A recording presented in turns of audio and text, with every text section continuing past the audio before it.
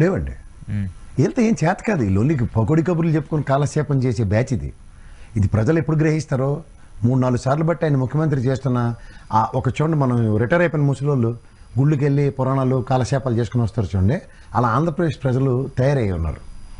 వాళ్ళకి ఏం జరుగుతుందో వాళ్ళకి అనవసరం అనిపిస్తుంది. 190 మందికి వాళ్ళకి అందిన వాటి గురించి కూడా వాళ్ళకి విలువలు తెలియట్లే. సో దాని పర్యవసనాలు ఉంటాయి, ఇలాగే ఉంటాయి. మీరు ఒకటి నేను చెప్పగలను, మాన్బోడు అమర్త్ సేన్ గారు కానీ లేకపోతే రఘురామరాజన్ గారు కానీ ఇలాంటి వాళ్ళు చెప్పినవి ఏంటంటే, సామాన్య మానవుడి దగ్గర డబ్బులు ఉంటేనే అది మార్కెట్ రొటేట్ అవుతుంది. రొటేట్ అయినప్పుడు వచ్చే ఈల్డ్ అన్ని రంగాలు పరిగెట్టు అందుకుంటాయి. ఎవడో ఉన్నోడు ఎంతసేపు వాడు బంగారం బిస్కెట్లు కొని ఇంట్లో కూర్చోవడం తప్ప వాడు ఇంకేటి చేయలేడు. ఎంతసేపు మనం బిలో పవర్టీలో ఉన్న మనుషుల్ని ఏం చేయాలా అట్రాక్టివ్ మోడ్లో ఉన్న దాని మీద వీళ్ళ దగ్గర విజనరీ ఈ తోటకూర కథలు కావాలా. వాటికి సంబంధించింది వీళ్ళ దగ్గర ఏ విధమైన ప్రణాళిక లేదు. వీళ్ళు ఎంతసేపు ఏంటంటే, ఇప్పుడు రీసెంట్ పాస్ట్లో మీరు ఓ జిఎస్టీ వసూలు తీసుకుందాం. వీళ్ళు గవర్నమెంట్ వచ్చిన దగ్గర నుంచి మన కిందన ఒక లడాక్ ఉంటుంది. అంటే రాష్ట్రాలు కేంద్రపాలిత ప్రభుత్వాలు కలిపిన 33 ఏవైతే ఉన్నాయో మన కింద ఓన్లీ లడాక్ ఉంటుంది, మన పైన అందరూ ఉంటున్నారు. అలాగే జిఎస్డిపి విషయంలో కూడా ఒక ఫినామినల్ గ్రోత్ సంతరించుకునే దగ్గర కూడా వీళ్ళ దగ్గర నుంచి ఏ విధమైన ప్రాస్పెక్టివ్ ఇది లేదు. తర్వాత రెవెన్యూస్, ఇప్పుడు మీరు రాష్ట్రానికి ఆదాయ వనరులు నేను ఎప్పుడు చెప్తుంటాను, ఒక ఆర్టీఏ వ్యవస్థ, రిజిస్ట్రేషన్ వ్యవస్థ, మున్సిపల్ శాఖ, అలాగే లిక్కర్, పెట్రోలియం అండ్ గ్యాస్, ఈ 5-6 వీటిల నుంచి తప్ప ఇంకా వేరే దగ్గర నుంచి రాష్ట్రంలో మిగిలిన జిఎస్టీ నుంచి మనకి కేంద్ర ప్రభుత్వం నుంచి 41% ఎంతో మన మొహానికి ముష్టి వేస్తే వస్తుంది. వాళ్ళు ముష్టి వేయట్లేదు, ఎయిర్ కూడా. ఇక్కడికి వచ్చారికల్లా వీళ్ళు సంపాదించే విషయంలో ఇప్పుడు చూసారు కదా, 64,000 పైచీలకు బెల్ట్ షాపులు ఉన్నాయి. ఫినామినల్ గా ఎలా పడితే అలాగా మీ ఇష్టం వచ్చినట్టు ఎబ్బడిముబ్బడిగా లెక్కర్ షాపులు పెట్టినా దాని మీద వచ్చిన గ్రోత్ 3%. కంపారేటివ్ జగన్మోహన్ రెడ్డి గారి టెన్యూర్కి ఈ టెన్యూర్కి క్వార్టర్లీ వైజ్ కంపేర్ చేసుకుంటే 18 నెలలకి 3% కూడా లేదు గ్రోత్. మరి దేనికి సాధించినట్టు వీళ్ళు మేము విజనరీ తోటకూర అని చెప్పిన దగ్గర ఏమవుతుంది? అలాగే మీరు ఏదైనా సరే ఒక వాణిజ్యాన్ని పెంపొందించే అంశాలతో ముడిపెట్టి ఏదైనా ఉంటే వ్యవసాయ ఉత్పత్తుల మీదే ఎక్కువగా ఆధారపడిన ఆంధ్రప్రదేశ్ రాష్ట్రానికి వ్యవసాయం కుదేలైపోతుంది. ఒక పక్కన వీళ్ళ నోటితో వీళ్ళే చెప్తారు ఒడ్లు పండించొద్దని. సో ఈ పరిణామాలన్నీ సంతరించుకుంటున్నప్పుడు ఆల్టర్నేటివ్ మెకానిజం లేనప్పుడు, ఉదాహరణకి నీకు ఉత్పాదక రంగాన్ని కుదేలు చేస్తున్న దగ్గర ఇంకో మ్యానుఫ్యాక్చరింగ్ యూనిట్, లేదా వ్యవసాయ రంగానికి ప్యారల్గా ఇంకొక యూనిటో, లేదా ఐటీ రంగమో ఇలాంటిది ఏదో అభివృద్ధి చెంది కనబడితే సామాన్య మానవుడు బతికి బట్టకట్టడానికి ఉపయోగపడుతుంది. ఇందులో ఇలాంటివి ఏమీ లేనప్పుడు ఎక్కడి నుంచి తీసుకొచ్చి బతుకుతున్నాడు? దానికి ప్రభుత్వం ప్రత్యామ్నాయంగా ఆల్టర్నేటివ్స్ ఇవ్వాలి. ఉదాహరణకి వ్యవసాయ రంగంలో తీవ్ర విత్తనాలను ఎదుర్కోవడానికి నరేగా నిధులు ఎలాగైతే ఇస్తున్నారో అలాంటివి ప్రత్యామ్నాయాలు ఇవ్వకుండా ఇక్కడ గాలి కబుర్లు చెప్పుకుని తిరుగుతుంటే, నరేగా నిధులు అంతకు ఎంతమంది ఉన్నారో తెలుసు. పంచాయతీరాజ్ శాఖ మంత్రికి గల్లాపట్టి అడిగినోడు ఎవరు లేక నిధులు మళ్లించేస్తున్నారు. 15th ఫైనాన్స్ కమిషన్ ప్రకారం వచ్చిన నిధులు మళ్లించారు. సెకండ్ ఇయర్ రావాల్సిన డబ్బులు తీసుకోవడానికి అర్హత లేకుండా పోయింది. ఇలాంటి విషయాల మీద ఎవరు చర్చించకుండా పవన్ కళ్యాణ్ గారు చెప్పులు ఇచ్చారు. ఆయన సేవా తత్పరత చాటుకుంటున్నారు. టప్పర్వేర్ కిట్లు తీసుకెళ్లి పిఠాపురంలో ఎలక్ట్రికల్ వాళ్ళకి ఇచ్చారు. ఇవన్నీ మాకెందుకండి? ఎక్కడ వీటి మీద చర్చలు జరుగుతున్నాయా? శాఖకు సంబంధించి జరగదు. శాఖల ప్రక్షాళన జరగట్లేదు. ఓ పక్క ముఖ్యమంత్రి గారు కూర్చుని కలెక్టర్స్ కాన్క్లేవ్లో నేను చేసింది నాకు బాగుంటుంది, మీకు కూడా బాగుంటుంది అనిపిస్తుంది, మీరు చేసింది నాకు బాగుంటుంది అనిపిస్తుంది, కానీ ప్రజలు సాటిస్ఫై అవ్వట్లేదంటే ప్రభుత్వం పనితీరు శూన్యమే కదా. ఈ లోగా మాట్లాడుతుంటే పవన్ కళ్యాణ్ గారు లా అండ్ ఆర్డర్ విషయంలో ఆయన మాట్లాడుతున్నాడు, రాష్ట్రంలో లా అండ్ ఆర్డర్ కంట్రోల్ లేదు, ఇష్టం వచ్చినట్టు ఉందని. అండ్ లా అండ్ ఆర్డర్ ఎవరి దగ్గర ఉంది? గౌరవ ముఖ్యమంత్రి గారి దగ్గర ఉంది.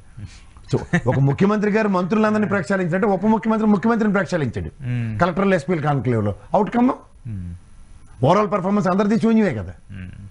సో ఈ శూన్యతరంలో ప్రభుత్వం చేతులు పూర్తిగా కాల్చుకుని ఇప్పుడు ఆకులు పట్టుకుంటామంటే ఏం లాభం? నాకు ఆకులు పట్టుకోవడం కాదు, ఇప్పుడు అధికారులని ప్రతిదానికి అధికారులను బ్లేమ్ చేస్తే ఇంకా వీళ్ళు పైన ఉన్నది వాళ్ళే కదా, వాళ్ళు ఏం చెప్తే అది చేస్తారు. వాళ్ళ ఓన్ గా వాళ్ళ చేతుల్లో ఫ్రీ హ్యాండ్ ఇచ్చి చేసే పరిస్థితి లేదు కదా. అదే కదా ఆయన కూడా ఒప్పుకున్నాడు. నేనేదో చేద్దాం అనుకున్నది మీరు చేస్తున్నారు, మీరు చేసింది నాకు కనబడుతుంది, నేను చెప్పింది మీకు కనబడుతుంది, మన ఇద్దరు పనితీరు ప్రజలకు నచ్చట్లేదు అంటే ఏంటి? Measurable failure of government and governance. ఇద్దరు పని చేయట్లేదని అర్థమవుతుంది. గవర్నెన్స్ లేదని అర్థం. ఇప్పుడు గుడ్ గవర్నెన్స్ ఉందనుకో ఏముండే, ప్రజలు యాక్సెప్ట్ చేస్తారు, అది మంచి లా అండ్ ఆర్డర్ చాలా స్ట్రిక్ట్గా ఉంది, లేకపోతే మాకు కావాల్సినవన్నీ అందుతున్నాయి, ఇలాంటివన్నీ మాడతారు. అవి లేనప్పుడు ఏం లేనప్పుడు ఇలాంటి పరిస్థితులు వస్తాయి. సో ఇక్కడ దీనికి తోడు ర్యాపిడెక్స్ ఇంగ్లీష్ నేర్చుకుంటూ వచ్చే దరిద్రం ఏంటంటే ఇంగ్లీష్ మాత్రమే మాడగలరు. అవతల చెప్పింది వీళ్ళకి అర్థమవుతుంది. ఇప్పుడు మనకి ఉత్తరప్రదేశ్ ఛత్తీస్గఢ్లో ఆయుష్మాన్ భారత్ హాస్పిటల్ పెట్టండి రా బాబు, అది పీపీపీ పద్ధతిలో పెట్టుకోండి అంటే దీనికి అనివేస్తున్నారు ఆంధ్రప్రదేశ్లో. వీళ్ళందరూ ఒక అయితే సత్య గారు అయితే బీజేపీ వాడే కదా, నారాయణకి ప్యారల్గా దాపరించారు రాష్ట్రానికి. వీళ్ళిద్దరు వల్ల కొంప ఎలా ములుతుందో తెలుగుదేశానికి గ్రహించుకోమనండి. ఆయన నిన్న ఎక్స్ట్రీమ్కి వెళ్ళి మరి మాట్లాడాడు సత్య గారు అయితే. అదే చెప్తున్నాను, ఎక్స్ట్రీమ్ దేనికి వెళ్తున్నారు? విషయం లేనప్పుడు ఎక్స్ట్రీమ్కి వెళ్తారు ఎవరన్నా. మోదీని అరెస్ట్ చేయండి, అమిత్ షాని arrest చేయండి. దేనికి అరెస్ట్ చేస్తారు అంటే తలా తోక ఇక్కడ వీళ్ళ సంగతి వీళ్ళకి బాగా తెలుసు, వీళ్ళు చేసిన దరిద్రం ఏంటో. వీళ్ళు ఏంటంటే చిన్నప్పుడు చూడు మా నాన్నకి చెప్తాను మా అమ్మకి చెప్తాను అని శాడీలు ఉంటాయి చూడు, అది వీళ్ళ ఒరిజినాలిటీ. ఇక్కడ మెడికల్ కాలేజీలు కొంప ముంచింది ఎవరు, పీపీపీ చెత్త చెదారం అని నన్ను మాడమంటారు దాని మీద. 139.50 లక్షలు ఇచ్చింది ఒక్కొక్క మెడికల్ కాలేజీకి, ఒకే కాలేజీకి ఇచ్చింది ఇప్పటికి సోఫార్ ఆంధ్రప్రదేశ్ ప్రభుత్వానికి. కేంద్ర రాష్ట్ర ప్రభుత్వాలు సమన్వయం అనుకుందాం. 17 మెడికల్ కాలేజీలు స్టేటస్ ఎలా ఉందో చూసాం కదా. కొన్ని కాలేజీ అయితే 10-20% అయినట్టే కదా, 7 అయితే పర్ఫెక్ట్ గా అయినట్టే కదా చాలా వరకు. మిగిలిన వాటికి వీళ్ళకి ఒళ్ళు వంగట్లే. ఎందుకు వంగట్లే? యోగా డేలు చేయాలా, ఆసనాలు వేసి తిరగబడిపోవాలి. మనం 330 కోట్లు తగలబెట్టి అడిగిన వాళ్ళు లేక ఎవరు ఆసనాలు వేయించమన్నాడు మిమ్మల్ని. ఇదే కావాల్సింది. మెగనానికి మెతుకులు లేవట, మేషాలకు సంపెంగ నూనె రాయమన్నాడు టోడ వెనకట్లకి. అలాంటి పనికిమాల పనులని చేసి ఇప్పుడు రాష్ట్రం ఆర్థికంగా ఆదుకోండి ఎవడు ఆదుకోమన్నాడు. ఎందుకు ఆదుకునే పరిస్థితి తీసుకొచ్చారు? 2,79,000 కోట్లు అప్పు చేసి పెట్టారు. ఎటెళ్ళే ఎందుకెళ్ళే? ఓ పక్క మీరే చెప్తారు జగన్మోహన్ రెడ్డి బ్రెవరేజ్ కార్పొరేషన్ మీద 20,000 కోట్లు అప్పు తెచ్చాడు కదా, 15,890 కోట్లు సంక్షేమం చేశాడు, 3,600 కోట్లేమో తిరిగి అసలు వడ్డీకి అడ్డానికి వాడాడని 5 ఏళ్ళ టెన్యూర్లో.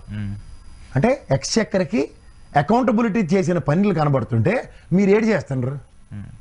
మీరేడు చేస్తున్నారు? దేనికి వెళ్తున్నారు జోలెట్టుకుని మీరు ఢిల్లీ? నేను అడుక్కోవడానికి అగ్రికల్చర్ మినిస్టర్ దగ్గరికి వెళ్ళి మొన్న ఇది మోతా తుఫాను దిత్వా తుఫానులు అకాల వర్షాలతో దానికి ₹1 ఇప్పటికి రాలే. ఏంది ఢిల్లీని ఉనికించేస్తారని పొడి కబుర్లు చెప్పి అధికారం తెచ్చుకున్నారు కదా 124 స్థానాలు. ఏమవుతుంది లాబింగ్? నాకు కష్టం వస్తే నేను అడగను, కానీ రాష్ట్రంకి ఏమైనా అయితే ఊగిపోతాను, ఢిల్లీని కదిలించేస్తాను మోడీ అమిత్ షా అని అలా ఖుషి కబుర్లు చెప్పావు కదా మాకు. ఎందుకు వెళ్ళకపోతున్నా? వెళ్ళారుగా నిన్న ఏడికే?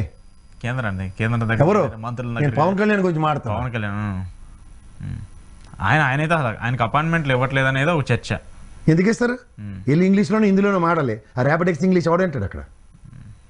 ఈవెన్ ప్రతిసారి లోకేష్ ఎక్కువ వెళ్తున్నాడు, ఆయన లోకేష్ ఎక్కువ మందితో కలుస్తున్నాడు, కానీ పవన్ కళ్యాణ్ మాత్రం ఎందుకో అది తగ్గిపోయింది. దానికి ఒక స్టేట్మెంట్ ఇచ్చారు, నేను చూసారా? విశాఖలో నాయకులు ఎమ్మెల్యేలు మొత్తం దోచేస్తున్నారు ఇక్కడ భూముల్ని అట్లని అని. 99 పైసలకి ఇస్తున్నారు. హైకోర్టు కూడా ఫుల్ అనిపించింది కదా, అన్నిటికీ ఎలా ఇస్తారని చెప్పేసి హైకోర్టు కూడా చెప్పింది. వచ్చిందా లేదా? సో అక్కడ ఏమవుతుంది? ఏదో తేడా జరిగింది, ఏదో తేడాగా కొట్టలేదు మీకు. పవన్ కళ్యాణ్ ఆ స్టేట్మెంట్ ఎందుకు ఇవ్వాల్సి వచ్చింది? ముఖ్యమంత్రి గారు లోకేష్ గారే కదా ₹99 పంజారం పెట్టి ఇచ్చేస్తున్నారు. ఐటీ శాఖ మంత్రి ఈయన ముఖ్యమంత్రి ఆర్డర్స్ లేకుండా జరగవు, ముందుకెళ్ళవు, వెళ్తున్నాయి కదా. అక్కడ ఏదో తేడాలు వస్తున్నాయి వాటర్లో. మమ్మల్ని ఇన్వాల్వ్ చేయండి రావు గారిని అడిగే ప్రశ్నలు ఎందుకు వస్తున్నాయి ఇవి గమనించండి. సో ఇవన్నీ మనం రాష్ట్ర పురోగతికి అధోగతికి మధ్యలో కొట్టుమిట్టాడుతున్నాం అంటే ఇదే. ఓ పక్క అమరావతి రైతులు నారాయణ వెళ్ళి కెలికేస్తాండి ఇష్టం వచ్చినట్టు. ఒకటి చెప్పాడు నేను బ్రహ్మాండమైన ఇంటర్వ్యూ, అది మీరు చూడండి కావాలంటే యూట్యూబ్లో ఉంది. 10 లక్షలు అప్పు ఉందట, 30,000 కౌలు ఇస్తారట, అమ్ముకోవడం ఉండదు, ఎక్కడ ల్యాండ్ ఇస్తారో తెలియదు. ఈ క్రిటికాలిటీలో ఈ మూమెంటం వచ్చేటప్పుడు 4 కోట్లు వాల్యూ ఉండేదట. ఇప్పుడు right now downsize 1.5 crore వచ్చిందంట. ఇంటి ఎకరం అమరావతి అంటే ఇప్పుడు ఏదైతే కొత్త ల్యాండ్ ఎక్కడ చేస్తుంది మా పరిస్థితి ఏడు చేయాలా? నేనేమనుకున్నాను అంటే ఇది అమ్మేసి అంటే ఇలా లాక్కుంటాడని చెప్పి పొలంలో నారాయణ వస్తుంటే పళ్ళు మానేసి ఎవరో నారాయణ గారిని ఎందుకు రానిచ్చారని కలిపడ్డానికి వస్తున్నారట. ఇక్కడ మెడికల్ కాలేజీలో సచ్చా. నాకు ఇది ఏదో చాలా తేడా కొడుతుంది. వీళ్ళు ఈ తపేలా ఛానల్గా రామారావు గారికి ముట్టించినట్టు ఈ బీజేపీ వాళ్ళు పవన్ కళ్యాణ్ పొత్తులో తెలుగుదేశాన్ని ముట్టించడానికే కార్యక్రమం నడుస్తుంది. జాగ్రత్త చూసుకోండి. ఎందుకు అవుతుందిలేండి. మీరు ఎలాగే ఇలా మేము అలాగే అనుకున్నాం రామారావు లాంటి ఏటవుద్దని. లాస్ట్కి భూమి బుహార్. రామారావు గారిది అప్పుడు ఇన్సిడెంట్, అప్పుడు పాలిటిక్స్ వేరు, ఇప్పుడు ఇన్సిడెంట్ రాజకీయం బాబు. రాజకీయాల్లో మరతెడ్డం అంతా ఎలాగ ఉంటుందంటే ముందు క్లూలు దొరుకుతూ ఉంటాయి. అట్లా మనం చొట్టరాలన్నట్టు అల్లుకోపోతే లాస్ట్కి ఏంటంటే ఆ దారపడం ఇలా వదిలితే దారం పోతుంది చూడండి, అలా దూరం పోయిన తర్వాత చుట్టుకుంటూ కూర్చోడమే. ఓకే సరే, ఏంటి ఇప్పుడు నిన్న మెడికల్ కాలేజీకి వెళ్ళాడు, 1 కోటి సంతకాలు అన్నారు, అన్నీ అన్నారు. ఏమైనా ఉపయోగం ఉంటుందా? నాకు తెలిసి అయితే ప్రభుత్వం దగ్గర నుంచి ఎక్కడ రెస్పాన్స్ అవ్వదు, కనీసం వాళ్ళకి చీమ కుట్టినట్టు కూడా అనిపించట్లేదు. నేను అలాగే అనుకున్నాను 99 పైసలకి ల్యాండ్లు ఇచ్చేస్తుంటే ఏటి అవ్వదు, ఎవరు ఏం చేయలేమని. మరి నేను హైకోర్టు ఏడు చేసింది, హెడ్ మ్యాచ్ వచ్చాడు నోవర్కి అయిపోతే ముట్టుకెళ్ళి ఇచ్చాడు మాకు బుడేలమని ఈప్ మీద అలా ఉంచి కొట్టినట్టు కొట్టారు. ఏంద్ర పందరం పెట్టారు, ఎర్ర కంపెనీలకి ఎందుకు ఇస్తున్నారు మీరు అనేది. అలాగే ఎవరో ఒకడు ఎప్పుడో ఒకప్పుడు ఏదో విధంగా మహానుభావుడు రాసిన రాజ్యాంగానికి ఇలా దండం పెట్టాలి ఎవడైనా సరే. ఏదో ఒక వ్యవస్థ ఒక పిచ్చి కోతి పనులు చేస్తున్న వాళ్ళని పరిరక్షించడానికి వస్తుంది. సో దాని మీద నాకు ఆ గౌరవం ఉంది. అంచేత ఈ కోతాట్లు కోతి వేషాలు చూస్తూనే ఉన్నాం. మీకు ఇంకో మాట చెప్పనా, తెలుగుదేశం అంత జడ్డితనం ఇంకెవరికి ఉండదు. రాజశేఖర రెడ్డి గారి పాదయాత్ర, పొలిట్ బ్యూరో ముసలోళ్ళు అందరూ కూర్చొని నథింగ్ ఆఫ్టర్ ఆల్ నున్న గుండె గీసి కూర్చోబెట్టారు. అలాగే జగన్మోహన్ రెడ్డి పాదయాత్ర అన్నారు, నున్న గుండె గీసి కూర్చోబెట్టారు. ఇప్పుడు నెక్స్ట్ జరిగేది ఇదే ఈ పీపీపీ విధానంలో. లోకేష్ పాదయాత్ర కూడా జరిగింది కదా. లోకేష్ పాదయాత్ర కూడా జరిగింది కదా. వైసీపీకి అందుకే ఎట్లా వచ్చాయని చెప్పేసి అంటున్నారు. మరి మిషన్ అరుస్తుంది ఇక్కడ, ఏదైనా సరే మిషన్ అరుస్తుంది. మిషన్ అరిచినా ఏదరిచినా కూడా ఇప్పుడు మిషన్ అరిచింది కాదు. దానికి నేను ఒక రీజన్ చెప్తాను కదా, మనం కూడా మీరు నేను గలబ వేసుకున్నాం, జ్ఞాపకం అది. చెప్పండి. ఇప్పుడు అలా రెండింటికి నేను పోలిట్ బ్యూరోలు అరిచింది చెప్పాను, దీనికి వచ్చాక మిషన్ అరుస్తుందని ఎందుకు చెప్పాల్సి వచ్చింది?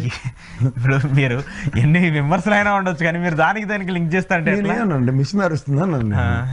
లోకేష్ గారి పాదయాత్ర పెయిడ్ ఆర్టిస్టులతో ముగ్గురులతోనూ రాష్ట్ర వైబ్రేషన్స్ వచ్చాయి.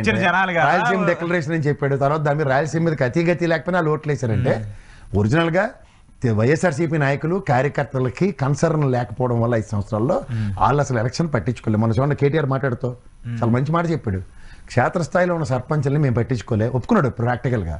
వాళ్ళకి నిధులు ఇవ్వలేదు. అలాంటప్పుడు పార్టీ నిర్మాణం ఎక్కడి నుంచి క్షేత్రస్థాయి నుంచి ఎలా జరుగుతుంది? సర్పంచే ఆడు ఉన్నది దాంట్లో 500-600 ఓట్లని ప్రభావితం చేసే మనిషి. ఆయన నేను పట్టించుకోకపోతే కేసీఆర్ గారిని చూసి దేవుడు అంటే ఎవడు ఊరుకుంటాడు? అలాగే జగన్మోహన్ రెడ్డికి ఎలివేషన్లు ఇచ్చుకుంటూ వచ్చారు. జగన్మోహన్ రెడ్డికి ఎలివేషన్ కార్యకర్తలు నాయకుడు మంచిడు కానీ ఈ శతనాగుడు లోపల మమ్మల్ని దగ్గర రానివ్వట్లేదురా అన్నదానికి పూర్తి ఎఫెక్ట్ పడింది.